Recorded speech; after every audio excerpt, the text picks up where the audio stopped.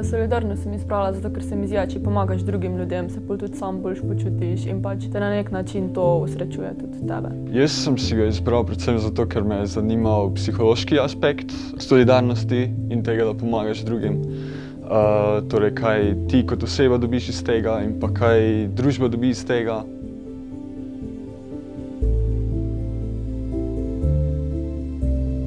Pričakujem, da bom lahko veliko komu pomagala, mogoče kakim starejšim ljudem, mogoče kakim otrokom. Želim si, da bi se bolj povezali tudi z drugačnimi, mislim, da z tistimi, ki mogoče ne obiskujejo naše šole, ki jih imajo za drugačne, ki jih družba še vedno ne sprejme, da bi se pač počutili med nami vsemi sprejete, da bi jim lahko pokazali tudi družbi, da smo vsi zmožni narediti, kar si pač zadamo, če je le volja.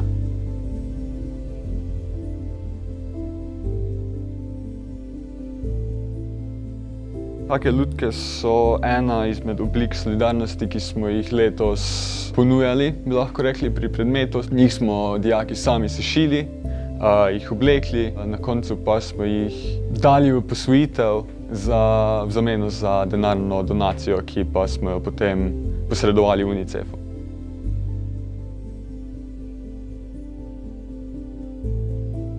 V bistvu je to že super zaradi samega sebe, ker v bistvu je to ena izmed najlepših vrednot, ko jo lahko ima vsak posameznik. In se mi zdi, da je super, da to sam pri sebi razvijaš, pa da drugim pomagaš, da je družba boljša. Sami bodo pridobili različne socialne veščine. Mogoče se bodo na koncu projekta oziroma na koncu izkušnje počutili bolj samozavestne v socialnih situacijah. Zdi se mi, da je fajn, da se odločiš za ta predmet, ker imaš še kar fleksibilen urnik. Pa če rad pomagaš ljudem, pa tudi veliko se lahko naučiš s tem. Mogoče vidiš, kaj ti ustreza za naprej, za poklic, a je mogoče kak poklic za tebe, ker bi lahko mu pomagal. A rad delaš z otroke, rad delaš z starejšimi ljudmi, živalmi in tako dalje.